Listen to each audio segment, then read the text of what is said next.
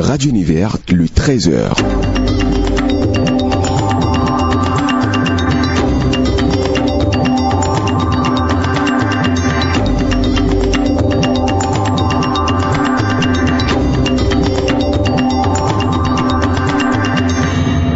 Bonjour à tous, merci d'être au rendez-vous de l'édition Les titres.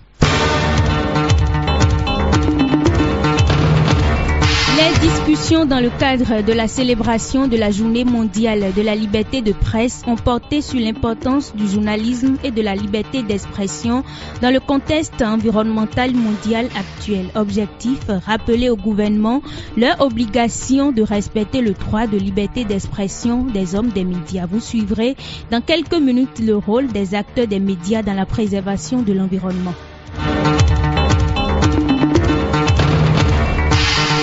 L'Alliance Aube Nouvelle sort premier avec 45,12% sur 17 982 votants au thème des élections professionnelles du 29 mars 2024 au ministère des Enseignements maternels et primaires. Les résultats sont rendus disponibles jeudi dernier dans un communiqué signé par Saliman Karimou, ministre des Enseignements maternels et primaires.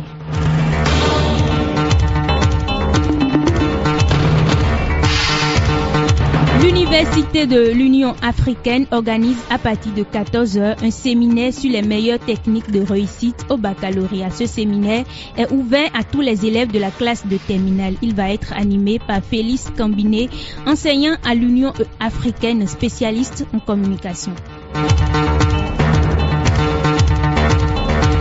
Une de l'actualité sportive, la Super League Pro du Bénin aborde sa 15e journée cet après-midi. Coton Football Club, à 2 points du leader, défie Dynamo d'Abomey. Pendant ce temps, la zone Ouest B a dévoilé hier le calendrier des rencontres du premier tour du tournoi UFOA B qualificatif pour la CAN U17. Ainsi se dressent les grands axes de l'édition Place au développement.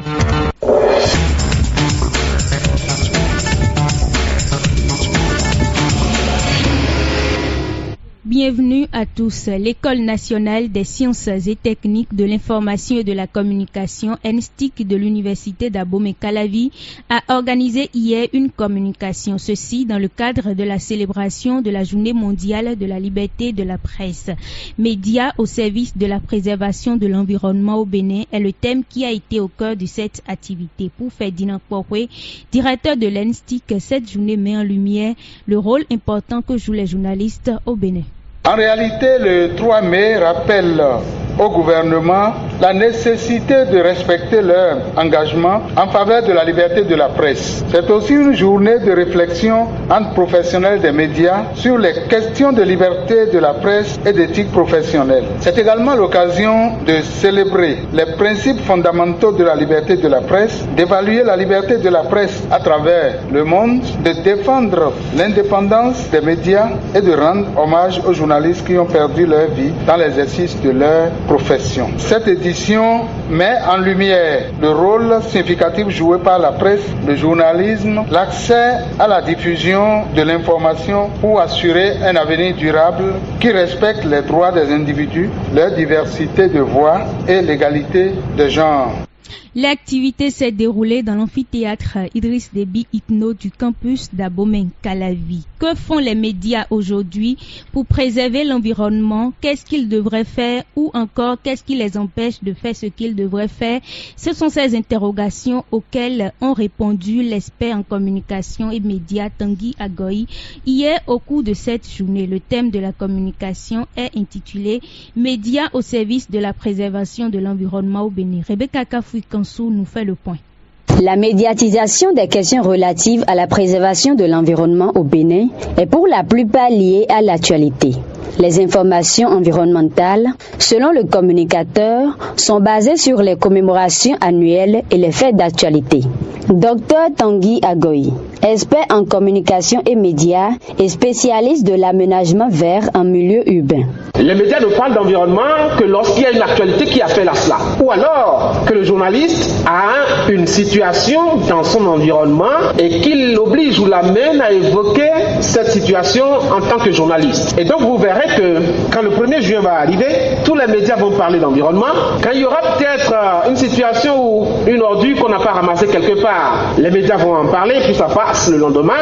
Quand il y aura dragage de sable quelque part où l'environnement est perturbé, les médias vont en parler sur une journée et puis c'est fini. Les autres missions assignées aux médias en dehors d'informer, éduquer et divertir résident dans la sensibilisation et la communication autour des enjeux environnementaux. Tanguy Agoy. Il devrait y avoir des médias thématiques. Je connais des journaux presse écrite qui sont exclusivement tournés vers l'information sportive par exemple, ou l'information culturelle.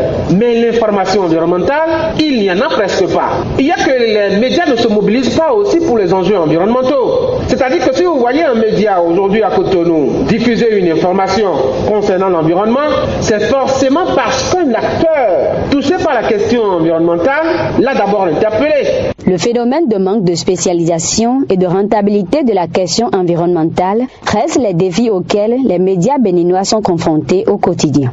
On n'a pas de gens qui sont formés vraiment au sujet de l'environnement et de ses enjeux. La question de l'environnement n'apporte pas beaucoup d'argent aux médias. Or, les médias sont comme toute entreprise, il faut faire des entrées. Quand vous dites qu'il y a des ordures qu'on a mal jetées par ici, ou qu'il y a une entreprise qui est en train de construire sans tenir compte de l'environnement, personne ne vous paye. En 2020, 3 journalistes béninois ont été distingués pour la 5e édition des prix médias environnement ACER PACJA dans la catégorie radio francophone. Toujours en hommage à la célébration de la Journée mondiale de la liberté de presse, Valérie Agboressi s'intéresse dans cette production au rôle des acteurs des médias dans la préservation de l'environnement. Suivons plutôt. Les problèmes environnementaux constituent aujourd'hui une menace sérieuse dans le monde entier. La protection de l'environnement est une question qui requiert l'attention et les efforts de toutes les couches de la société. Les acteurs des médias jouent un rôle important dans la préservation de l'environnement. Ils sont les premiers vecteurs de l'information. Ceci à travers la création des émissions et des tribunes dédiées à la discussion autour des questions environnementales. Dr Banabé Hunkanri, environnementaliste.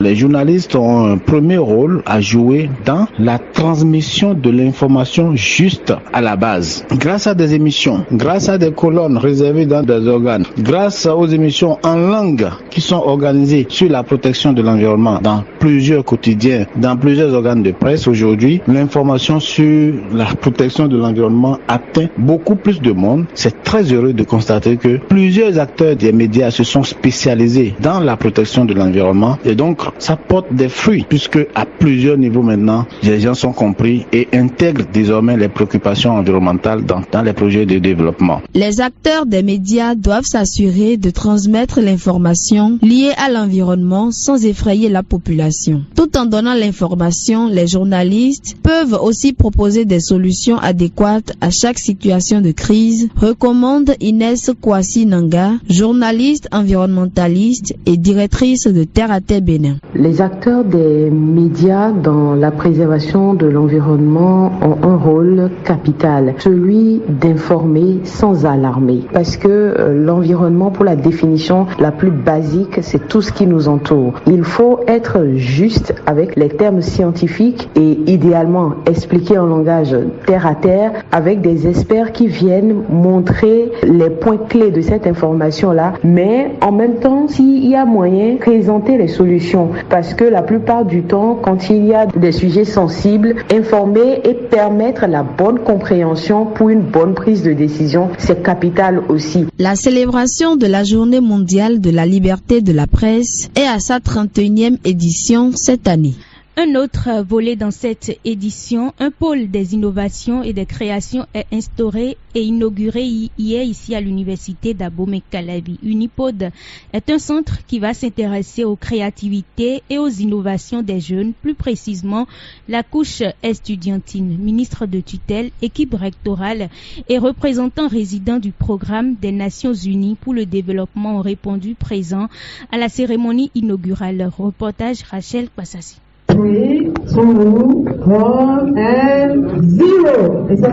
Le ciseau déviège ainsi les battants de l'unipode des mains de maître de la ministre de tutelle Eleonore Yaïl Adekan. Le ruban est coupé. C'est un pôle universitaire qui va rester aux côtés de la couche estudiantine. Il va accompagner les jeunes dans leurs innovations et leurs idées créatives. Le projet Unipode s'insère dans la vision de l'équipe rectorale de l'UAC que dirige le professeur Félicien Avlessi. Unipode Bénin arrive à point nommé et se présente indiscutablement comme un véritable levier de développement pour notre institution universitaire. Unipode se dresse comme un pôle dont la contribution sera déterminante dans la réalisation de notre légitime ambition de nous maintenir à la pointe de l'innovation technologique au Bénin et en Afrique, de former des étudiantes et étudiants compétents, adaptés aux enjeux d'aujourd'hui et outillés au plan scientifique mais surtout technologique pour relever les défis de demain. À la suite du recteur de l'université d'Abomey-Calavi, c'est au tour de la ministre Eleonore Yaïl Adekan de dire les premiers mots au sein de ce centre. Elle lance les activités. Ce genre d'initiative nous donne nous-mêmes la possibilité d'aller plus loin, la possibilité de mieux accompagner nos apprenants, de mieux les accompagner à exprimer leur plein potentiel et de bien les lancer. C'est sur ces mots d'engagement et d'espoir que, mesdames et messieurs, au nom du ministre des PME et de moi-même, je déclare officiellement ouverte au public ce vendredi 3 mai 2024 les portes de pôle universitaire d'innovation Unipode du Bénin. Pour expérimenter le dispositif mis en place au sein du pôle, quelques étudiants ont proposé des solutions innovantes portant sur l'énergie renouvelable. Pris en action, ils expliquent leurs idées de projet. C'est une machine qu'on va pouvoir monter sur les tracteurs. La conception d'une turbine hydraulique qui peut fonctionner au fil de l'eau. C'est un projet à mettre en œuvre dans le département du Plateau. Là-bas, dans le village, il n'y a pas de l'électricité, mais on a plusieurs potentiels qui peut quand même aider la population à avoir de l'électricité. Le pôle universitaire d'innovation Unipode est construit sur le campus d'Abomey-Calavi, derrière l'école nationale d'administration, dans l'angle gauche du centre commercial ENA. En hommage à cette cérémonie, un panel de discussion composé de jeunes innovateurs et des autorités a succédé au lancement de ce centre. Ce panel a porté sur le thème innovation. Exemple, l'accès facile au financement. On allège un peu la tâche à nos inventeurs, innovateurs et aux jeunes, de la même manière que l'accès à l'éducation est de plus en plus facile. Il faut que l'accès à la création de valeur ajoutée aussi soit de plus en plus facile aux jeunes, aux inventeurs, aux innovateurs comme nous. Il faut aussi des structures de mécanismes d'incitation de financement pour l'innovation, que ce soit sous forme de subventions ou autres. Ces institutions peuvent établir des accords avec les Unipodes, par exemple, disons Cathy, pour accompagner les bénéficiaires de ces subventions-là. De cette manière, on est sûr qu'ils auront l'accompagnement qu'il faut, qu'ils auront les formations qu'il faut, les équipements qu'il faut, le tout dans un bon cadre comme nous l'avons ici. Face à ces recommandations, le ministre des Petites et Moyennes Entreprises et de la Promotion de l'Emploi rappelle le travail qui se fait au sein de sa cellule pour soutenir les jeunes entrepreneurs. Modeste Tiunte Kerekou. Au ministère des Petites et Moyennes Entreprises et de la Promotion de l'Emploi, à qui le gouvernement a donné mandat, j'allais dire, pour accompagner les PME. C'est vrai, nous ne sommes pas en amont de la recherche ou du développement. Nous constituons un maillon de la chaîne. Nous nous positionnons pour recevoir et accompagner tous les jeunes qui désirent entreprendre. Et c'est dans ce cadre que l'Agence de développement des petites et moyennes entreprises a été créée par la loi. Elle a vocation à accompagner des entreprises comme celle de notre ami. Ces interventions des parties prenantes vont permettre de mieux promouvoir l'effort des jeunes innovateurs, selon le ministre. Un tour dans l'une des institutions spécialisées de l'UAC où les artistes de l'ensemble artistique et culturel des étudiants EACE mettent les bouchées doubles pour mieux célébrer le 11 mai sans tabac. Des répétitions se font à longueur de journée et des mises au point s'intensifient. Hospice Azondo et Deogracias Kakbo ont assisté à l'un de ces préparatifs. Suivez le reportage que nous présente Gilles Tchagnon.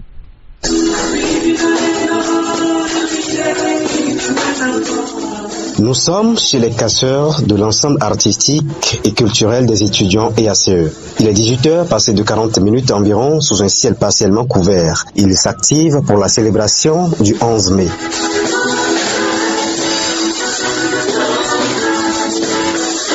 Tous mobilisés autour des différents instruments musicaux et sous le regard bienveillant de leurs répétiteurs. Ils s'adonnent à un exercice de voix sous une sonorité de reggae.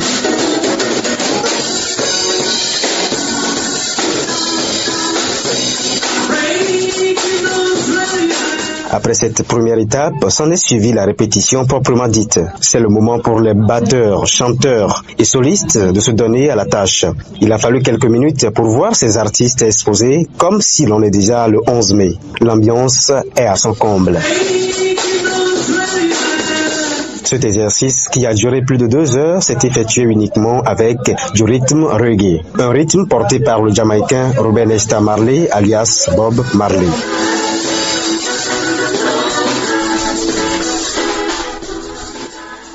Gilles Tchegnon, on parle à présent des sachets plastiques dans...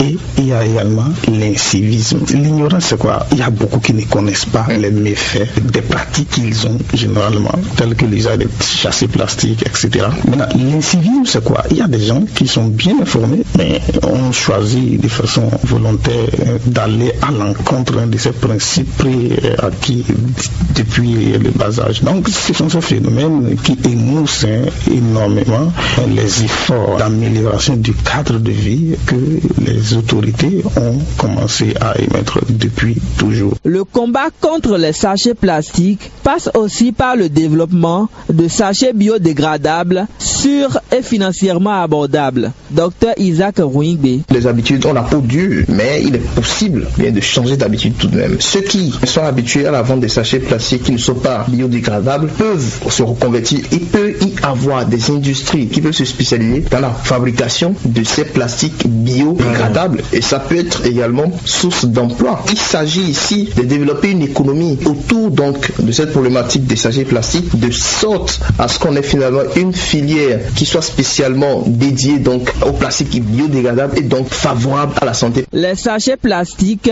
représentent un danger pour la santé et l'environnement. Les sensibilisations, les actions pour le développement des contenants biodégradables, sans oublier l'application de la loi, devront permettre d'aboutir à un cadre de vie sans plastique.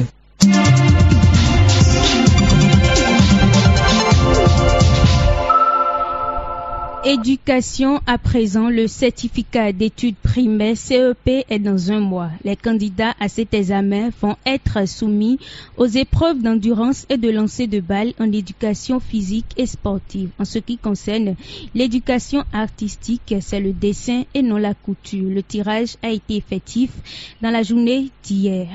L'Alliance Aube Nouvelle est désormais la centrale syndicale du ministère des enseignements maternels et primaire. L'organisation syndicale a remporté les élections avec un suffrage de 45,12%. Elle est précédée de la CDCI MAMP et la COCENTRA MAMP avec respectivement 18,78% et 18,55% des suffrages. L'Alliance Aube Nouvelle sera l'organisation syndicale représentative des travailleurs du Mans pour les 5 prochaines années. Les informations au plan africain à présent avec Rebecca Kansou, mais avant on prend une courte pause et on revient.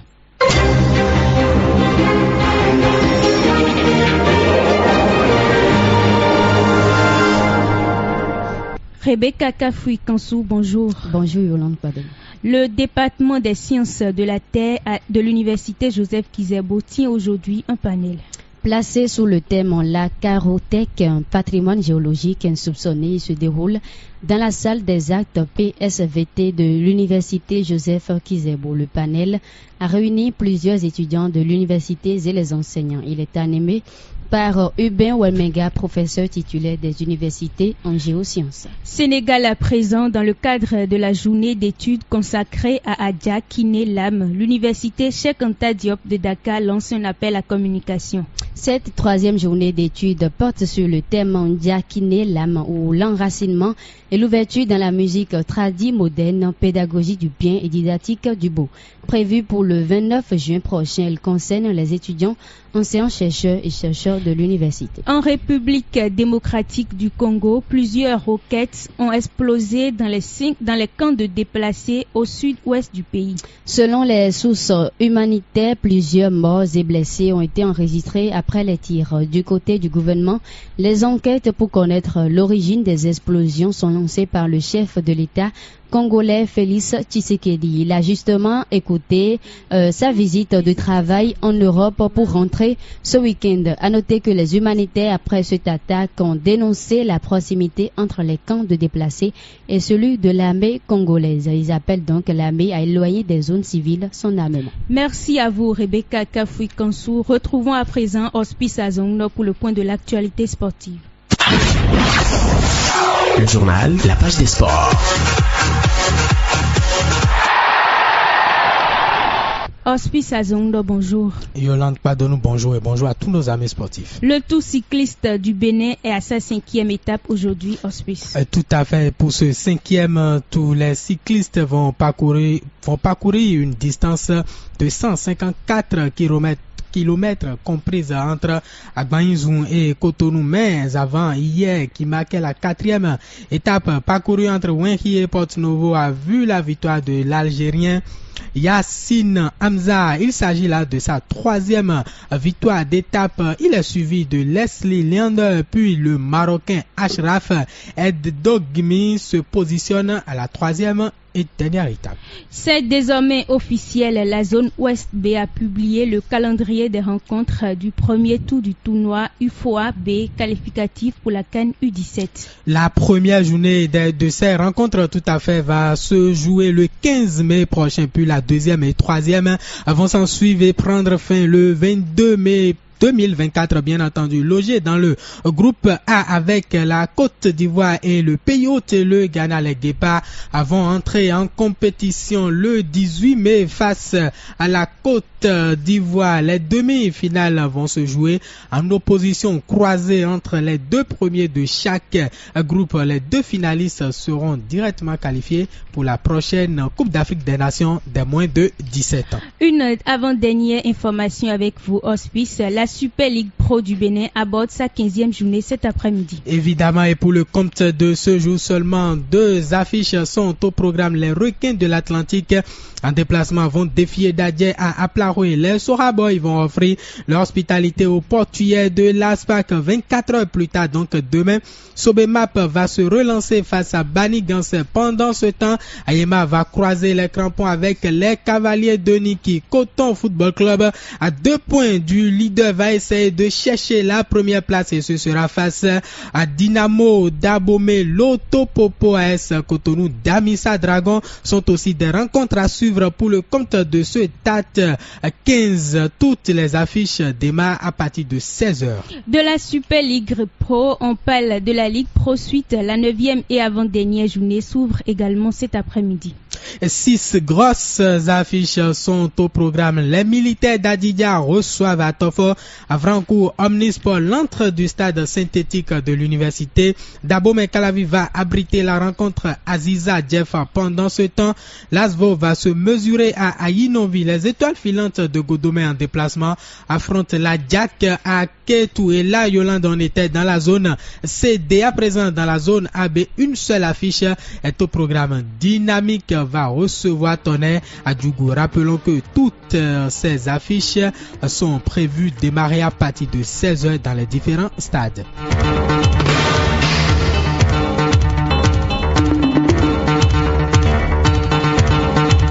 Ce sera tout pour Univers Midi de ce jour. Elle est une réalisation de Doris Aroloupe, mise en onde par Igor Tonwiwa. La retransmission en direct sur nos canaux digitaux est assurée par Romain Avoinou. Devant ce micro, Yolande Padonou, je suis. Agréable week-end à tous.